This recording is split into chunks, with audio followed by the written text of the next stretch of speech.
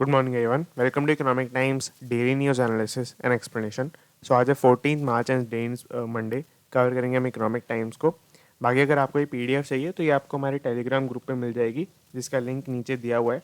और नीचे और भी बहुत सारे लिंक्स रहते हैं रेफरेंसेस वगैरह के, जिसको आप चेकआउट कर सकते हैं। मैं बीच में आज मेंशन भी करूँगा 2-3, उसके लिए मैं आज बोल रहा हूँ यहाँ पर। दूसरी बात कि सैटरडे संडे को अगेन वीडियो नहीं आती है जैसे पहले होता था, तो वही सेम फॉर्मेट में ही हमारी सीरीज़ चल रही है जब रिकंटिन्यूएशन के बाद। तो वो चीज़ है इसके अंदर।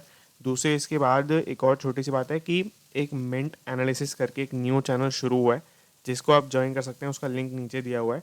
उसके अंदर अगेन ऐसे जैसे मैं इकोनॉमिक टाइम्स का एनालिसिस करता हूँ, उसके अंदर एक मेरी रिलेटेड पर्सन है, मैंने उनसे बात भी की है, तो बहुत ही अच्छा एनालिसिस वो करते हैं मिंट का। तो मिंट का एनालिसिस और भी कोई नहीं करते हैं यूट्यूब के ऊपर, पूरे सिर्फ एक ही चैनल एक तरीके से जो करते हैं। तो आप उसको चाहें तो देख सकते हैं, नीचे उसका भी लिंक गिवन है अगेन। उसके अलावा हम स्टार्ट करते हैं फर्स्ट न्यूज़ से। IPO still very much on top startups menu. तो बेसिकली इसके बैकग्राउंड में ये चल रहा है कि इकोनॉमिक टाइम्स वालों का खुद का एक स्टार्टअप अवार्ड शो हुआ था। उसकी बहुत सारी डिटेल्स आज की न्यूज़पेपर में भी गिवन है, जिसको मैं आपको दिखाया था यहाँ पर। आपको पढ़ने की ज़रूरत तो बिल्कुल भी नहीं है, क्योंकि वो एक तरीके से अवार्ड शो की हाईलाइट्स हैं, तो वो आपकी ज़्यादा रेलिवेंट नहीं है। जैसे आपको दिखेगा यहाँ पर 10th 11th 12th 3 पेज पूरे उन्होंने ही कवर किए हुए हैं इस स्टार्टअप अवार्ड सेगमेंट से। क्योंकि ऑब्वियसली बात है, अलग अलग कैटेगरीज के अंदर बहुत सारे अवार्ड्स होते हैं जो स्टार्टअप पूरे वर्ल्ड के अंदर, तो उस सबको कवर करते हुए अब उससे रिलेटेड एक हाईलाइट की न्यूज़ फर्स्ट पेज पे भी उन्होंने मेंशन की है, जिसके अंदर उन्होंने बोला है कि इसके अंदर बेसिकली 4 लोग एज अ स्पीकर या गेस्ट स्पीकर्स की तरह आए थे। पीयूष गोयल, अश्विनी वैष्णव, ये बसवराज बोमई, राजीव चंद्रशेखरन।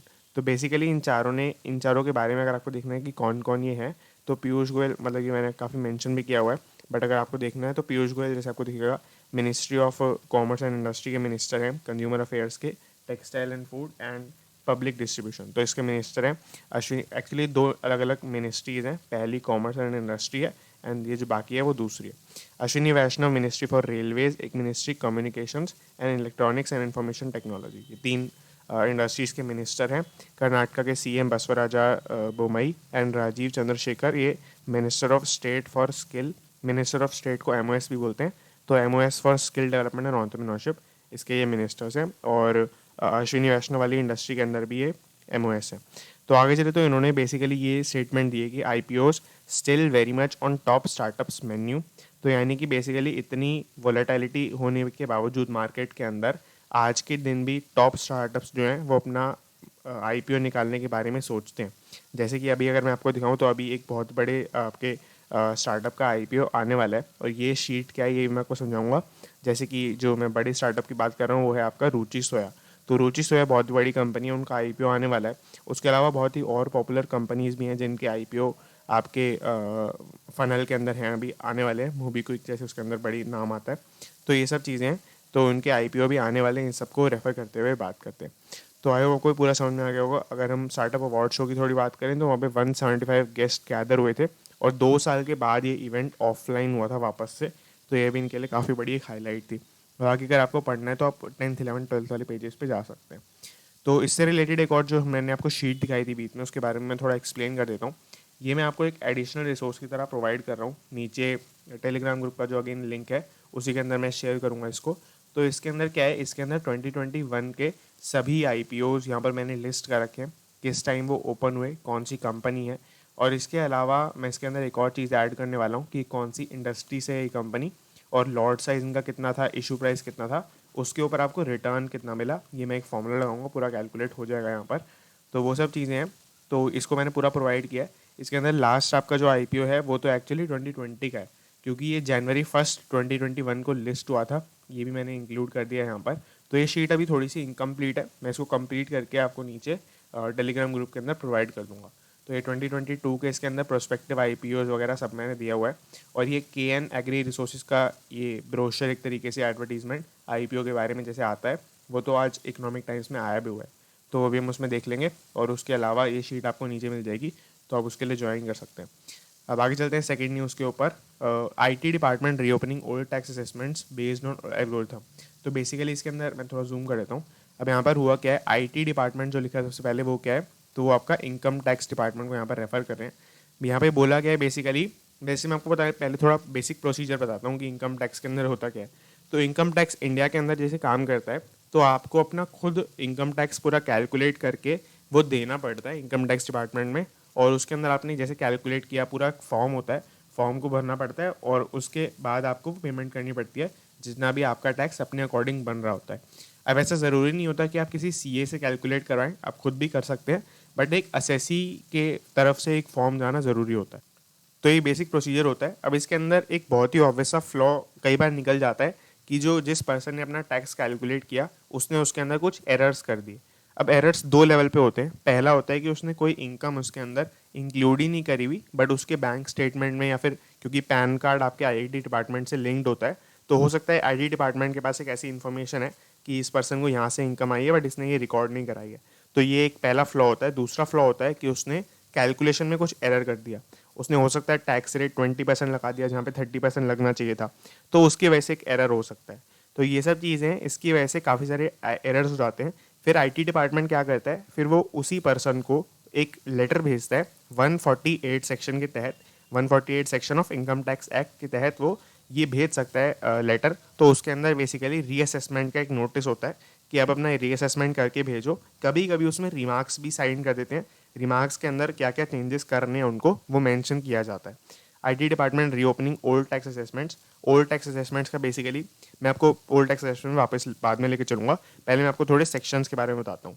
तो सेक्शंस आपके मेन इसके अंदर दो आते हैं। तो यहाँ मैंने ओपन करके रखा हुआ है जो मेन एक्ट के आपका पूरी अपडेशन है इसके अंदर। तो 147 एक सेक्शन है, इसके तहत ये पावर मिलती है कि वो रीअसेस कर सकेंगे, यानी कि इनकम टैक्स का डिपार्टमेंट जो है वो खुद उस चीज़ को रीअसेस कर सकेगा जो एक किसी ने अपनी रिटर्न फाइल करी है। और सेक्शन 148 या सेक्शन 148 सब सेक्शन ए, इसके तहत ये मेनली पावर मिलती है कि वो इसके अगेंस्ट एक लेटर भी भेज सकते हैं। लेटर भेजने की पावर सिर्फ 147 सेक्शन नहीं देता है, क्योंकि कई बार ये एक ट्रिविया क्वेश्चन की तरह आ जाता है ये आईटी डिपार्टमेंट से रिलेटेड। तो ये चीज़ है इसके अंदर। अब दूसरा इसमें अगर मैं बात करूँ कि ओल्ड टैक्स असेसमेंट्स का क्या बात चल रही है, तो इन्होंने एक पूरा एक अपना डीप लर्निंग एल्गोरिदम बनाया है। डीप लर्निंग एल्गोरिदम में क्या है बेसिकली कि ये सारा डेटा कि कितना कोई जो भी इनके पास डेटा है टैक्स से रिलेटेड, किसी पर्सन से रिलेटेड, उनके पैन कार्ड की पूरी इन्फॉर्मेशन, वो सब कुछ उस मशीन में अपलोड कर देते हैं। और वो मशीन इतनी स्मार्ट है कि वो वहाँ पर ये पूरा बताती है एक नेम और जो भी चीज़ें शो करती है कि इन पर्सन को रीअसेसमेंट नोटिस जाना चाहिए। तो यहाँ पर आपको लिखेगा the new rule which came into effect from 2021-2022 is simple till the machine throws up a name the taxman hands are tied. तो यहाँ पर द टैक्समैन सबसे पहले समझते हैं क्या है। टैक्समैन यहाँ पर आईटी डिपार्टमेंट है।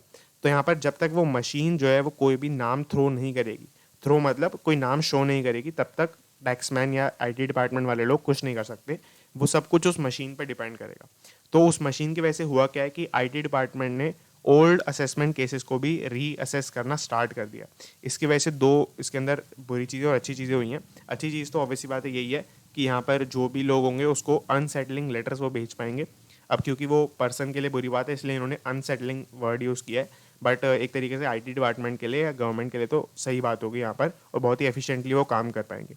दूसरी बात इसमें ये है कि किसी पर्सन के अगर लेट से 4 ईयर्स से कोई चीज़ मिसिंग है, तो वो जो मशीन है अभी उसमें ये एरर आ रहा है। यहाँ पर मैंने इसके अंदर ही मेंशन किया हुआ है, आप देखेंगे यहाँ पर in a certain year had escape tax. तो अगर आप इसको पूरा पढ़ेंगे ऊपर से नीचे तक तो आपको ये सेंस बनाएगा। या फिर यहाँ पर भी तो इसके अंदर बोला गया है कि अगर उसने कोई 4 साल तक कोई चीज़ इवेड करी है कि 4 साल पे उसने लेट से कोई किसी सैलरी पे टैक्स नहीं दिया, तो वो इसी साल की सैलरी को बताएगा ये जो मशीन है। तो इसी साल से रिलेटेड आपका आईटी डिपार्टमेंट उसको नोटिस भेज सकता है। तो ये चीज़ अभी इसके अंदर फ्लॉ है। बाकी इसके अलावा काफ़ी एफिशिएंट वगैरह से काम हो जाएगा, क्योंकि ऑब्वियस बात है मशीन है। तो और ये जो भी यहाँ पर ये मशीनरी प्रिडिक्ट करती है, पूरा बताती है, वो इनका जो पोर्टल है इसके ऊपर एक इनसाइट नाम से खुला हुआ है। जो इनकी वेबसाइट है उसके ऊपर इनसाइट नाम से एक टैब बना हुआ है। उसके अंदर अगर आप जाते हैं तो उसके अंदर भी आपको ये सारे नोटिस वगैरह दिख जाते हैं। तो इसके अंदर ये है, मतलब इसके अंदर ऐसा नहीं कि आपको सबके नोटिस दिखेंगे। अगर आप पूरे आईटी डिपार्टमेंट के वेबसाइट पे जाके लॉगिन कर लेते हैं तो आपको अपने नोटिस वगैरह इसके अंदर दिख जाएंगे, और मेजर इन्फॉर्मेशन पब्लिक भी है इसके अंदर थोड़ी बहुत इसके अंदर। तो आगे चले तो assessee gets a week to file response before being send a reassessment notice. तो ये तो बहुत बेसिक बात है कि ये टैक्स की नॉर्मल प्रोसेस की तरह हो गया कि अगर आप जब अपना टैक्स भर देते हैं तो आपको एक वीक मिलता है उसके रिलेटेड एक रिस्पॉन्स भरने के लिए। एक वेटिंग पीरियड टाइप की चीज़ आप मान सकते हैं। एक वेटिंग पीरियड मिलता है उसको वापस से आपको देखने के लिए उसके बाद आपके पास रीअसेसमेंट नोटिस आता है, क्योंकि मशीन है तो वो 1 हफ्ते के अंदर ही जनरेट कर देती है, क्योंकि जो डिपार्टमेंट था अगर वो खुद करते हैं तो 1 हफ्ते से ज़्यादा का टाइम सिर्फ ये नोटिस बनाने में ही लग जाता है यहाँ पर। तो ये चीज़ें हमने फर्स्ट पेपर पूरा कवर कर लिया, तो आई होप को समझ में आ गया होगा। अगर आपको कोई भी डाउट रहता है बीच में तो आप कमेंट कर सकते हैं। अब यहाँ पर मैं आपको बीच में बता दूँ कि मैं ये पेजेस स्किप करता हूँ, तो सेकंड और थर्ड पेज मैंने जनरली स्किप किए होंगे जब भी वीडियो बनी है। तो उसके अंदर क्या होता है, उसके अंदर पॉलिटिक्स रिलेटेड न्यूज़ होती है। मैं आपको दिखाता हूँ, प्योर पॉलिटिक्स नाम ही सेक्शन का है, और थर्ड पेज पे भी सेम यही कॉन्टिन्यूशन में चलता है। तो यही 2 पेजेस में स्किप करता हूँ, क्योंकि ये ऑब्वियसली बात इतना रेलेवेंट नहीं रहता है। आगे चलते हैं कंपनीज पर्स्यू ऑफ प्रॉफिट के ऊपर। तो हालांकि ये बहुत ही अच्छा सेक्शन है, बट इसके अंदर आज बिल्कुल भी यूज़ की न्यूज़ नहीं है। मैं इसको कवर कर लेता हूँ, बट ये बिल्कुल भी वर्थ कवरिंग नहीं है। इसके अंदर बोला गया है पेटीएम के जो आपके सीईओ हैं विजय शेखर शर्मा, इनका फरवरी 22 को इसी साल फरवरी 22 को एक एक्सीडेंट हो गया था। इनकी लैंड रोवर इन्होंने साउथ दिल्ली के डीसीपी की गाड़ी में हिट कर दी थी, तो उसके वजह से इनको जेल ले गए थे, मतलब पुलिस स्टेशन ले गए थे। फिर वहाँ पे उनको छोड़ भी दिया गया, उसकी बेल जो थी या जो भी होता है यहाँ पे टर्म मुझे याद नहीं आ रही, तो उसके शायद जुर्माना या कुछ ऐसा होता है, उसको दे के उनको छोड़ दिया गया था। तो उसके अगेंस्ट एक एफआईआर वगैरह थी, ये सब था। तो ये अब कंपनी क्लेम करी है, क्योंकि ऑब्वियसली बात है अगर सीईओ की बड़ी ब्रांड वैल्यू होती है तो कंपनी का नाम भी उससे ख़राब होता है। और अगर मैं आपको पेटीएम से रिलेटेड एक और इन्फॉर्मेशन बताऊँ, तो जो पेटीएम पेमेंट्स बैंक है उससे रिलेटेड आरबीआई ने नए कस्टमर्स लेने से मना कर दिया है, यानी कि उसके ऊपर एक बैन लगा दिया है, पार्शियल बैन लगा दिया है कि पेटीएम पेमेंट्स बैंक में नए कस्टमर अब नहीं आ सकते। शर्मा, अब इसके अंदर देखें तो शर्मा को, मतलब विजय शेखर शर्मा जी को आईपीसी सेक्शन 279 के तहत ले गए थे, और मतलब इसका मीनिंग है इस सेक्शन का रैश और नेग्लिजेंट ड्राइविंग, तो इसके केस के अगेंस्ट उनको ले गए थे। तो इस न्यूज़ के ऊपर आपको इससे ज़्यादा कोई टाइम एक तरीके से वेस्ट करने का वो पॉइंट नहीं बनता है। बस ये बेसिक सी कंट्रोवर्सी थी, और ये इतनी ज़्यादा मीडिया के अंदर आई भी नहीं, तो ये भी काफ़ी अच्छी बात है।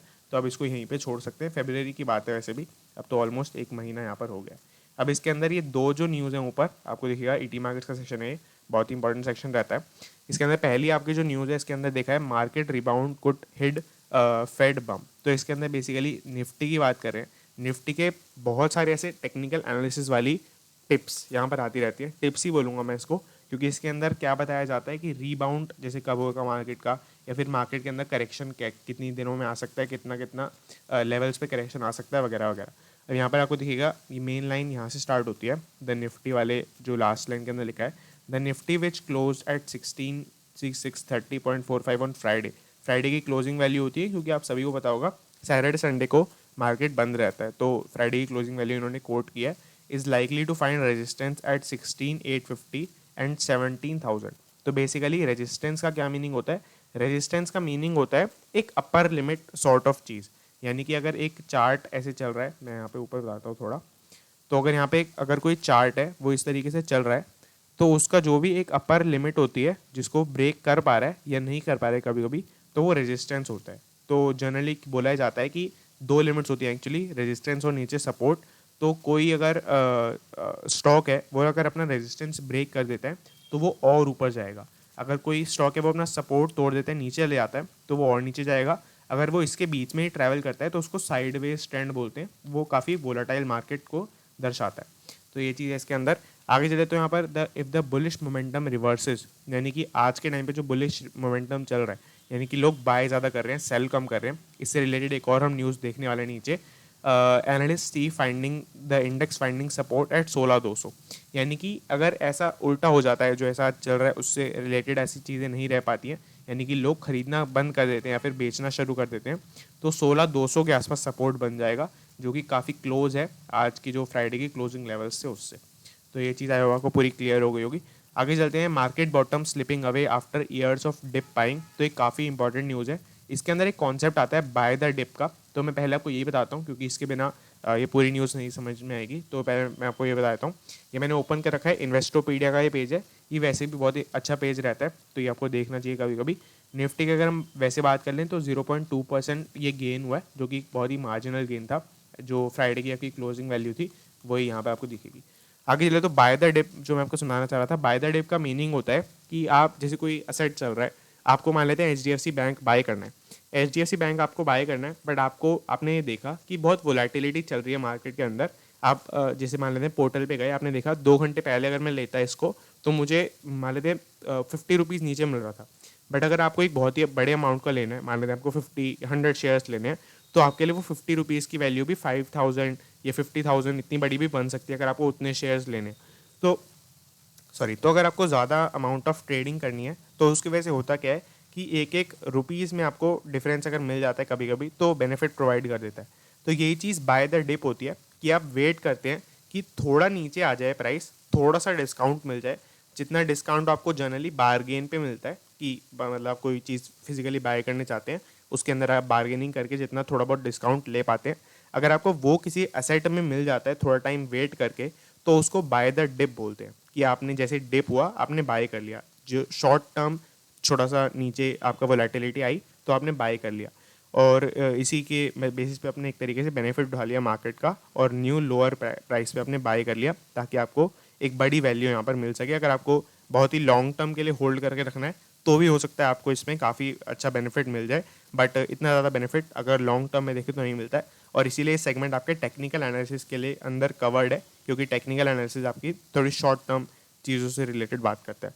तो ये बाय द डिप का कॉन्सेप्ट होता है। अब बाय द डिप के अंदर यहाँ पे मेंशन इन्होंने किया है कि मार्केट की ओवरऑल परफॉर्मेंस कैसी चल रही है पिछले मतलब बहुत ही बड़े पीरियड के अंदर इन्होंने स्टडी करी है। तो 13 ईयर्स का टाइम इन्होंने लिया है। अब 13 ईयर्स ही क्यों लिया है, क्योंकि 13 मतलब वैसे एक बहुत ही ऑड सी फिगर लगती है, तो 13 के पीछे लॉजिक है आपका 2008 का जो मार्केट क्रैश था। तो यहाँ पर 2008 का बहुत ही बुरा मार्केट क्रैश था। 2008 या 2007 के दिसंबर से आपके स्टार्ट हो गया था, 2007 के दिसंबर नवंबर के आसपास स्टार्ट हो गया था। तो उसके उस साल के अंदर बहुत ही बड़ा मार्केट क्रैश आया था। तो उसको ये रेफ़र करें कि it doesn't feel like it's time to buy the dip yet.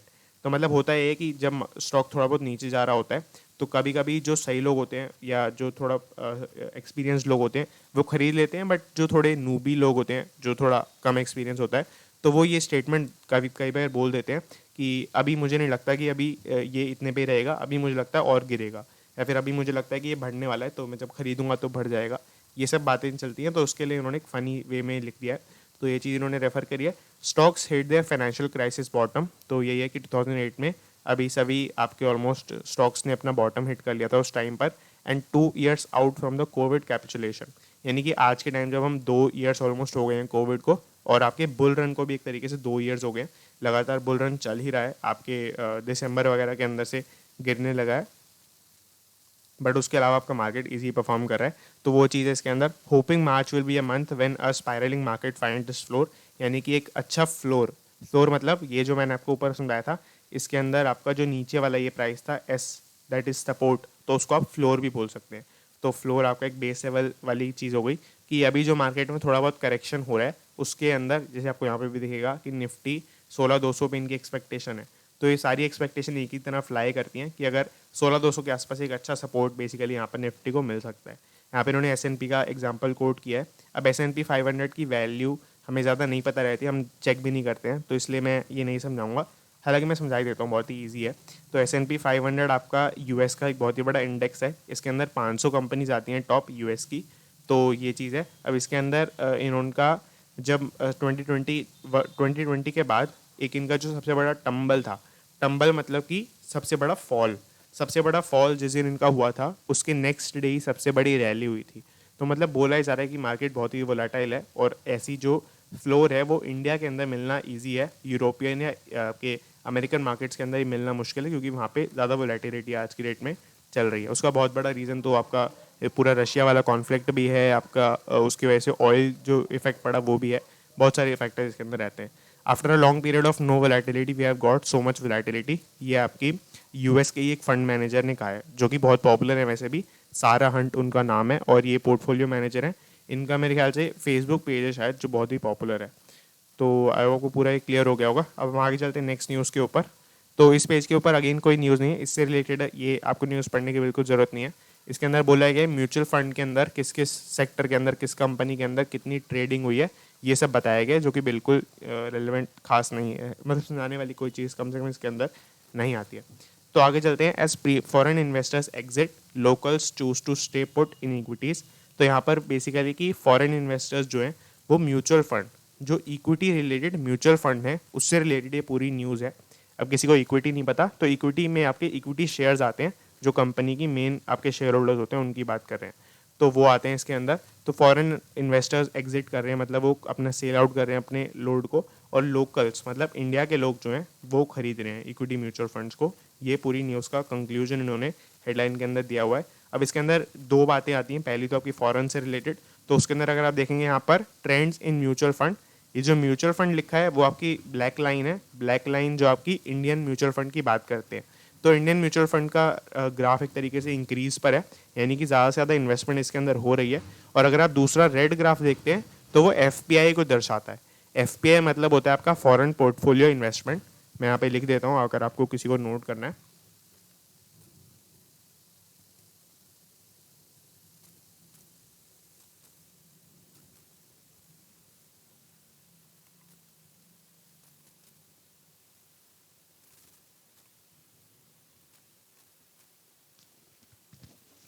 तो यहाँ से आप नोट कर सकते हैं, फॉरेन पोर्टफोलियो इन्वेस्टमेंट इसका नाम है, फुल फॉर्म है।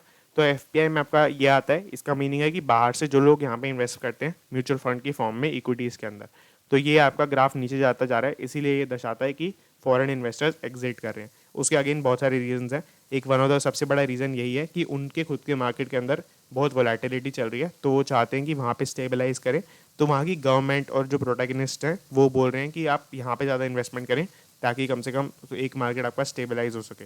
और उनको वहाँ पे वोलेटिलिटी दिखती है, तो वोलेटिलिटी के अंदर जो शॉर्ट टर्म गेन कभी कभी मिल जाता है तो वो भी बहुत ज़्यादा होता है, इसलिए लोग वहाँ पे अपना पैसा लगाना चाहते हैं। तो आगे चले तो इसके अंदर एक और बहुत ही अच्छी रेशो के बारे में बात की गई है, buy to sell ratio. Buy to sell ratio का मीनिंग होता है, एक्चुअली इसका फॉर्मूला है बेसिक, उससे मैं समझाता हूँ। इसके अंदर एक म्यूचुअल फंड के अंदर कितना सेल ऑर्डर आया अपॉन में कितना बाय ऑर्डर आया, इसको डिवाइड करके ये रेशो निकाली जाती है। अब इसके अंदर यहाँ पर बाय अपॉन सेल इन्होंने किया है, यहाँ पर मैंने उल्टा लिख दिया एक्चुअली, बाय अपॉन सेल इन्होंने किया है, जो कि अगर आप कैलकुलेट करेंगे तो इसका मीनिंग है कि सिंस ये रेशो 1 से ऊपर है, अगर 1 पे होती इसका मतलब है buy is equal to sell. अगर 1 से ऊपर है इसका मीनिंग है कि बाय की वैल्यू बड़ी है, क्योंकि बायर हम ऊपर रख रहे हैं और सेल नीचे रख रहे हैं। यहाँ पे मैंने जो लिखा है वो इसका इन्वर्स एक्चुअली में जो रेशो उन्होंने मेंशन किया, क्योंकि ये generally sell to buy ratio निकाली जाती है, इसीलिए यहाँ पे बाय टू सेल रेशो निकाली गई है, इसलिए ये थोड़ा सा मैंने उल्टा लिख दिया है। बट यहाँ पे आप मीनिंग कंक्लूजन जो निकलता है वो ज़्यादा मैटर करता है। तो वो है यहाँ पर कि बाय जो जितना हो रहा है वो ज़्यादा है सेल करने से, तो इसीलिए आपका नेट पॉजिटिव निकल के आएगा। जिसका यहाँ पे डेटा अगर आपको देखना है तो डेटा भी दिया हुआ है कि यहाँ पे आपको दिखेगा ड्रॉप्ड टू, मतलब ये जो रिडेम्पशन वैल्यू होती है, रिडेम्पशन मतलब होता है सेल करना, तो जो सेल है वो ड्रॉप हो गई है 14,072 करोड़ पर, जो कि लोएस्ट है पिछले 20 महीनों के अंदर, लोएस्ट है पिछले 20 महीनों के अंदर इतनी सेल हुई है टोटल। अब यहाँ पे अगर आप देखेंगे तो यहाँ पर बाय का भी बता रखा है, gross purchase of equity mutual funds in February was 33,777 crore rupees. तो अगर आप इसको कंपेयर करेंगे, यानी कि 33,777 माइनस जितना सेल हुआ, अगर आप इसको देखेंगे तो वो आपका निकल के आएगा नेट इनफ्लो जितना हुआ है, और वो भी इन्होंने मेंशन किया आर्टिकल के अंदर, तो वो यहाँ पर लिखा हुआ है 19,705 करोड़ रुपीज़। तो ये यहाँ पर इन्होंने मेंशन किया हुआ है कि कितना आपका नेट इनफ्लो रहा है इसके अंदर। तो आई होप कोई पूरा क्लियर हो गया होगा। अब इसके अलावा एक छोटी सी बात है, buy to sell ratio in equal equity funds to 2.4, तो यहाँ पर 2.4 पे आसपास आपकी बाय टू सेल वाली रेशो चल रही है, जिसका मीनिंग मैंने आपको आई होप काफ़ी अच्छे से बता दिया है। Equity funds accounted for 34.46% of the total mutual fund AUM। तो ये भी काफ़ी अच्छा डेटा है कि टोटल AUM मतलब होता है असेट्स अंडर मैनेजमेंट। तो जितना आपका म्यूचुअल फंड इन्वेस्टमेंट करता है तो उतना उनका AUM ग्रो करता रहता है, वही उनका मेन AUM रहता है। तो उसके अंदर 34% उन्होंने इक्विटी के अंदर इन्वेस्टमेंट किया हुआ है, इक्विटी फंड्स के अंदर, तो ये भी काफ़ी अच्छी बात है यहाँ पर। आगे चले तो term premium eight 12 year high पर पुशिंग अप बोरोइंग कॉस्ट। तो ये थोड़ी सी मुश्किल न्यूज़ है, थोड़ा सा मैं इसको कवर इजी बनाने की कोशिश करूँगा। इसके अंदर बोला ही गया है कि आपका एक होता है रेपो रेट। रेपो रेट अगर आपको नहीं पता तो मैं आपको ये बहुत ही अच्छे डायग्राम से बताता हूँ। रेपो रेट का मीनिंग होता है कि जिस रेट पर कमर्शियल बैंक जो है वो सेंट्रल बैंक से लोन ले सकते हैं। हमारे केस में हम HDFC बैंक लेंगे और RBI लेंगे, तो HDFC बैंक जिस रेट पर RBI से लोन ले सकता है वो रेपो रेट होता है। अब यहाँ पर रेपो रेट से क्या फ़र्क पड़ता है, अगर रेपो रेट RBI चाहे तो बढ़ा देता है, बढ़ाने से होगा क्या कि बैंक्स जो है HDFC बैंक कम लोन लेगा RBI से, क्योंकि उसको ज़्यादा इंटरेस्ट देना पड़ेगा, तो वो कम लोन लेगा और उसकी वजह से होगा क्या कि वो आगे लोन कम दे पाएगा। वो कम लोन दे पाएगा, इससे होगा क्या, पूरी इकोनॉमी के अंदर मनी की सप्लाई कम हो जाएगी, और जब पूरी इकोनॉमी के अंदर मनी की सप्लाई कम हो जाएगी तो वहाँ से आपका इन्फ्लेशन जो है वो कम हो जाएगा। लोगों के पास कम पैसा होगा तो कम खरीदारी करेंगे, कम एक्स्ट्रा एक्सपेंडिचर करेंगे, तो उसकी वजह से इन्फ्लेशन कंट्रोल हो जाएगा। तो एक बहुत ही अच्छा रिलेशन रहता है रेपो रेट और बहुत ही मतलब पूरी एक तरीके से कमान जो होती है इकोनॉमी की वो रेपो रेट से चल रही होती है एक शॉर्ट टर्म बेसिस पे। तो रेपो रेट यहाँ पर जो अगर हम यूएस की आरबीआई की बात करेंगे तो रेपो रेट इन्होंने चेंज नहीं किया है मई 2020 से, क्योंकि काफ़ी सारी चीज़ें चेंज हो गई हैं, उसके बावजूद भी इन्होंने चेंज नहीं किया है। ये इन्होंने 2-3 बार मेंशन किया है यही बात तो पहले तो, और वो 4% पर चल रहा है। और अगर आप यील्ड देखते हैं, यील्ड मतलब इंटरेस्ट रेट कितना मिलता है अपने को बेंचमार्क 10 ईयर बॉन्ड पर।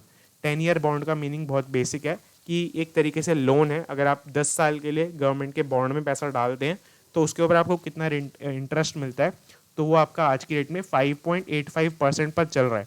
तो अगर आपको दिखेगा यहाँ पर तो बीच में ये जो मेन गैप है इस 4 और 5.85% के बीच में 1.85% का गैप है। बट अगर आप इसको कैलकुलेट करते हैं डिवाइड करके, ये तो मैंने आपको माइनस करके कैलकुलेट करके बताया है 1.85%। अगर आप इसको डिवाइड करके कैलकुलेट करके देखते हैं, जो कि एक्चुअल कैलकुलेशन होनी चाहिए, उसके बारे में कभी और बताऊंगा बाद में, तो वो 2.85% के आसपास आ जाएगा। तो इससे होता क्या है, इससे कहीं ना कहीं आरबीआई का एक डेफिसिट क्रिएट हो रहा है।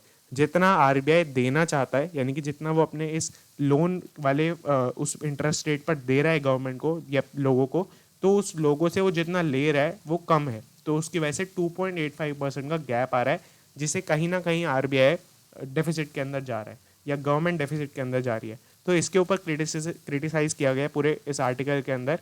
यहाँ पर ये लिखा गया है amid RBI status quo on rates. तो यहाँ पर एग्जिस्टिंग स्टेटस और स्टेट ऑफ अफेयर्स के बारे में ये पूरा आर्टिकल है। तो मैंने आपको बताया रेड या ब्लैक से जो भी ऊपर लिखा होता है वो पूरा आपका इस आर्टिकल के बारे में बताता है। तो ये चीज़ है इसके अंदर। यहाँ पर लिखा भी है it may just reflect physical concerns. तो फिजिकल कंसर्न का मीनिंग फिजिकल डेफिसिट को ही रेफर कर रहे हैं। और यहाँ पर हाई इन्फ्लेशन इनका एक बाय प्रोडक्ट भी निकल के आएगा, क्योंकि ये अपना रेपो रेट चेंज नहीं कर रहे हैं, तो इसकी वजह से इन्फ्लेशन भी कंट्रोल यहाँ पर इंडिया के अंदर नहीं हो पा रही है। और अगर मैं इंडिया के इन्फ्लेशन से रिलेटेड एक और बात बताऊँ तो यहाँ पर आरबीआई ने खुद बोला हुआ है कि 4+-2 के अंदर आपका बॉर्डर के अंदर रहेगी इन्फ्लेशन, जिसका मीनिंग होता है कि 2 से 6% तक आपकी इन्फ्लेशन रहेगी। और इसके अंदर 6% के आसपास वाले लिमिट के अंदर आज की डेट में इन्फ्लेशन चल रही है। तो बहुत ही एक अच्छा टाइम है आरबीआई के पास कि अब वो इसको थोड़ा कंट्रोल करना स्टार्ट कर सकते हैं। तो आई होप आपको पूरा क्लियर हो गया होगा। यहाँ पर गोल्ड इंपोर्ट से रिलेटेड एक छोटी सी न्यूज़ है। गोल्ड इंपोर्ट्स 73% बढ़ गए हैं, 45 बिलियन पर पहुँच गए हैं। और इसकी वजह से आपका जो क्योंकि ये इंपोर्ट्स हैं तो इंपोर्ट्स बढ़ते हैं तो आपका डेफिसिट बढ़ जाता है। तो डेफिसिट भी आपका बढ़ गया है 176 बिलियन पर, और against the 89 billion in April to February 2021। तो यहाँ पर अप्रैल टू फरवरी पीरियड का काउंट किया गया, क्योंकि मार्च अभी ऑब्वियस बात है पूरा ओवर नहीं हुआ है। तो अप्रैल टू फरवरी 2021 से अगर हम कंपेयर करें या एक्चुअली मार्च 2021 से लेकर आपके फरवरी 2022 तक, फरवरी 2022 तक इस पीरियड की बात करें तो इसके अंदर आपका जो ट्रेड डेफिसिट था, ट्रेड डेफिसिट ऑलमोस्ट डबल हो चुका है। यहाँ पर आगे चले तो इसके अंदर ट्रेड डेफिसिट की अगर बात करें तो ट्रेड सरप्लस का फॉर्मूला होता है एक्सपोर्ट्स माइनस इंपोर्ट्स। अगर आपको डेफिसिट करना है तो आप उसको अपोजिट कर सकते हैं, तो वो हो जाएगा इंपोर्ट्स माइनस एक्सपोर्ट्स। तो ये चीज़ इसका फॉर्मूला है यहाँ पर। अब आगे चलते हैं। इसके बाद आपका यहाँ पे आपको दिखेगा IRFC to raise over 8,000 crore rupees debt from Japanese lenders. तो इसके अंदर मैं आपको बता दूँ, पहले आपका बैकग्राउंड में चल रहा है एक इंडिया का जो IRFC है, IRFC का भी पिछले साल ही शायद IPO भी आया था। तो IRFC जो है वो आपके पूरे रेलवेज का जो भी प्रोजेक्ट होता है उसको फाइनेंस करता है। जैसा कि यहाँ पे लिखा हुआ है वो क्रूशियल फंडिंग रोल प्ले करता है इस प्रोजेक्ट्स के अंदर। अब यहाँ पे प्रोजेक्ट्स आ रहे हैं आपके रेलवेज के नए नए, जिसके अंदर वो क्या करना चाहते हैं, वो उसके अंदर आपकी इलेक्ट्रिफिकेशन करना चाहते हैं ट्रैक्स की। ट्रैक्स मतलब आप सभी को पता है मेट्रो का जो ट्रैक होता है उसको इलेक्ट्रीफाई करना चाहते हैं, और इलेक्ट्रिक लोकोमोटिव्स या इलेक्ट्रिक ट्रेन्स भी, मेट्रोज भी, ये सब ऐड करना चाहते हैं। तो उसके लिए बेसिकली यहाँ पर IRFC जो है वो 8,000 करोड़ के आसपास का लोन ले रहे हैं जापानीज लेंडर्स से। और ये येन एक करेंसी होती है जापान के अंदर, तो येन डोमिनेटेड लोन है। येन डिनोमिनेटेड लोन का मीनिंग होता है कि उनकी करेंसी के अंदर हम लोन ले रहे हैं, तो जो भी करेंसी पे इफेक्ट पड़ेगा वो आपके लोन के अमाउंट पे भी इफेक्ट पड़ेगा। तो ये चीज़ यहाँ पर रेफर कर रहे हैं। आगे चले तो इन्होंने जो लोन लिया है पूरा 8,440 करोड़ का हो जाएगा इंडियन रुपीज़ के अंदर, और 130 बिलियन का येन के अंदर। तो ये चीज़ इसके अंदर येन नाम की करेंसी है, मैं यहाँ पे लिख देता हूँ अगर आपको नहीं क्लियर हो रहा। येन, मतलब YEN। तो ये जापान की करेंसी है। अब इसके अंदर दो जो बड़े बैंक सामने आए हैं वो हैं आपकी मिज़ोहू बैंक और सुमितोमो मित्सुई बैंक। तो ये दो बैंक्स हैं आपके जो मेनली इसके अंदर इन्वॉल्व रहेंगे। आगे चले तो 7 year loan of 400 million and 700 million for 10 years. तो ये एक ब्रेक डाउन हो सकता है जिस पूरे लोन अमाउंट का, जिसके अंदर वो क्या करेंगे, वो आपका 7 ईयर का लोन लेंगे 400 मिलियन का, यानी 7 ईयर के लिए 10 के लिए लोन लेंगे $400 मिलियन का, एंड $700 मिलियन का लोन लेंगे 10 ईयर्स के लिए। तो ये आपका हो सकता है यहाँ पर। अब यहाँ पे 100 BPS 1% होता है। ये मैंने आपको यहाँ पे बीच में क्यों लिखा है, क्योंकि जो इसका स्प्रेड मिलेगा, स्प्रेड मतलब होता है कि बेसिकली एक जो आपकी करेंसी का कन्वर्जन रेट होता है वो डिसाइड पहले से किया जाता है अगर हम किसी और करेंसी के अंदर लोन ले रहे होते हैं। होता क्या है कि मान लेते हैं आज एक येन की वैल्यू अगर फॉर एग्जांपल, या उल्टा कर लेते हैं, एक रुपये की वैल्यू अगर 100 येन के बराबर है, तो अभी जो जितना हम लोन लेंगे तो अगर हम 100 से डिवाइड कर देंगे तो हमें रुपीज़ के अंदर मिल जाएगा। बट हो सकता है फ्यूचर के अंदर एक रुपी जो है वो 110 येन के बराबर हो जाए। तो अगर हम रुपीज़ के अंदर देखें तो हमें एक्चुअली में ज़्यादा पेमेंट करनी पड़ रही है, बट अगर हम येन के अंदर देखें तो उतनी ही पेमेंट हो रही है। तो एक तरीके से हमारा लॉस हो रहा है और उनका फ़ायदा भी नहीं हो पा रहा है। तो उसकी वजह से बेसिकली ये डिनोमिनेशंस पहले से ही मेजर करके रखी जाती हैं कि हम फ्यूचर के अंदर किस प्राइस पर आपसे ले रहे होंगे। तो उसके अंदर एक पार्ट है जो स्टेबल इन्होंने रखा है, जिसको कहते हैं टोक्यो ओवरनाइट एवरेज रेट। ये ऑलमोस्ट स्टेबल रहता है, या आप कह सकते हैं कि गवर्नमेंट के कंट्रोल में रहता है। तो ये चीज़ है। और जो दूसरा पार्ट है वो आपका वोलाटाइल रहेगा 98 to 110 BPS में। तो ये आपकी BPS का मीनिंग होता है 100 BPS का मीनिंग होता है 1%। तो ये 0.98% से लेकर 1.1% तक के बीच में आपका घूमता रहेगा, जो ये वोलाटाइल मार्केट के हाथ में होता है। तो आई होप को पूरा क्लियर हो गया होगा। अगर आपको कोई भी डाउट है तो आप कमेंट कर सकते हैं। बस मेरे ख्याल से इसके अलावा एक ही न्यूज़ बची है। बीच में आपका KN एग्री रिसोर्सेज लिमिटेड का ये IPO आपको दिखेगा, जो पूरा ब्रोशर मैंने मेंशन किया था पहले भी। तो मैंने जो शीट बनाई है वो इतनी अपडेटेड है कि इसके अंदर ये भी अगेन मैंने मेंशन किया हुआ है 2022 वाले पेज के अंदर। KN एग्री रिसोर्सेज लिमिटेड और मार्च 15 to 17 इनका IPO है और 71 to 75 इसका प्राइस है। 49.38 करोड़ रुपीज़ का इशू साइज पूरा रहेगा। लिस्टिंग प्राइस और रिटर्न तो अभी हम कैलकुलेट यहाँ पर नहीं कर सकते हैं। इसके अलावा एक और सेम IPO चलेगा इस टाइम के अंदर, स्वराज शूटिंग लिमिटेड IPO। तो ये भी मेंशन पेपर के अंदर नहीं है, बट यहाँ पर आप देख सकते हैं। इसके अलावा एवॉक रेमेडीज़ लिमिटेड IPO भी 17 मार्च से ओपन हो जाएगा इससे रिलेटेड। तो ये 3 IPOs अभी आजकल में चल रहे हैं। इसके अलावा ये आपका IPO आने वाले फ्यूचर के अंदर, तो ये मैं आपको मेंशन कर दूंगा। बाकी नीचे 2-3 और IPOs लिखे हैं जिनकी डेट्स वगैरह फाइनल नहीं है, तो ये मैं आपको यहाँ पे बता दूंगा। तो IPO को पूरा क्लियर हो गया होगा इसके अंदर। Sorry for that. आगे चलते हैं। अब हमारी ऑलमोस्ट लास्ट ही न्यूज़ बची है इसके अंदर, जो कि आपके यहाँ इस पेज के अंदर है। तो ये काफ़ी अच्छी न्यूज़ है। अगर आपने कभी एक प्रोजेक्ट चल रहा है इंडिया का, उसके बारे में सुना हो, तो उससे रिलेटेड आपकी एक न्यूज़ बन जाती है, जिसका आपका प्रोजेक्ट या मिशन कह सकते हैं, उसका नाम है नेशनल ग्रीन हाइड्रोजन मिशन। मैं थोड़ा सा यहाँ पे जूम कर लेता हूँ। अगर आपको ये देखना है कि इससे रिलेटेड मैं आपको एडिशनल रिसोर्स पहले बता देता हूँ, या एक्चुअली बाद में बताता हूँ, पहले आपको न्यूज़ बता देता हूँ। तो इसके अंदर बोला गया है बेसिकली कि जैसे हम PLI प्रोवाइड करते हैं बहुत सारे सेक्टर्स के अंदर, जिसके अंदर आपका एक बड़ा जो सेक्टर अभी निकल के आया है वो सेमीकंडक्टर के अंदर है, कि गवर्नमेंट बहुत सारे PLI प्रोवाइड करेगी सेमीकंडक्टर के अंदर।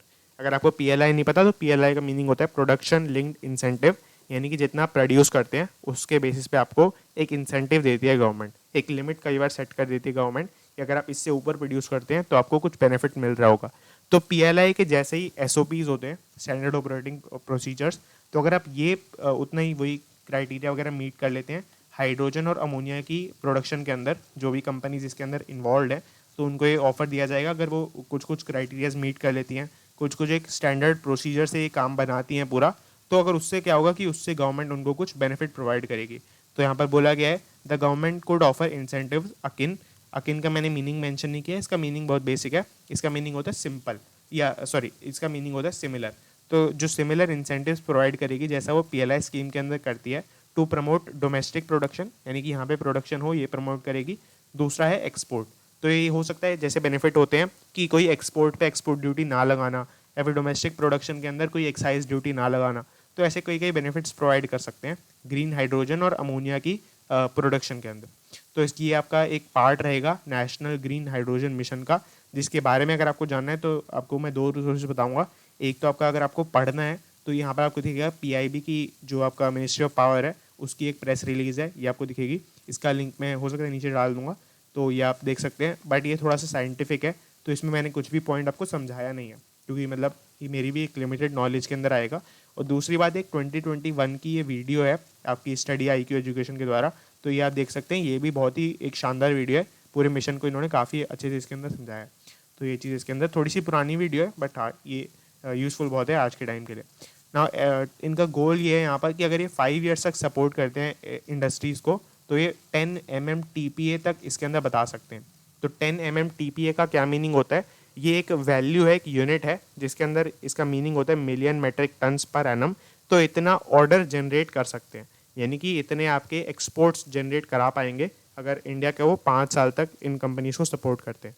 तो ये चीज़ इसके अंदर यहाँ पर ग्रीन हाइड्रोजन से रिलेटेड और अमोनिया से रिलेटेड, दोनों से रिलेटेड कहाँ कहाँ पे डिमांड है वो सब इस आर्टिकल के अंदर बता रखा है। जैसे आपको दिखेगा ग्रीन हाइड्रोजन की डिमांड आपकी Japan, US, Europe, South Korea वगैरह के अंदर यहाँ पर उन्होंने मेंशन किया, estimated to be 300 MMTPA by 2030। तो ये आपकी इतनी ज़्यादा डिमांड 2030 तक बन जाएगी अगर हम 7 ईयर्स के पीरियड की या 8 ईयर्स के पीरियड की बात कर लेते हैं यहाँ पर, जो 2030 तक हो जाएगा। तो आई होप आपको पूरा एक्सप्लेन समझ में आ गया होगा। अगर आपको कोई भी डाउट है तो आप कमेंट कर सकते हैं, और मिंट वाला चैनल ज़रूर एक बार चेकआउट कर लें। हो सकता है कि ये थोड़ी वीडियो आज बड़ी थी तो आपको आज ना देख पाएँ, बट आप ज़रूर से चेकआउट करें उसको। 1-2 दिन में आपकी हैबिट बन सकती है कि आप वो भी देखें। और वो टेक्स्ट एनालिसिस भी प्रोवाइड करते हैं अपने टेलीग्राम ग्रुप के ऊपर, तो आप उसको भी जाएँ तो देख सकते हैं। बाकी that's it and thanks for watching.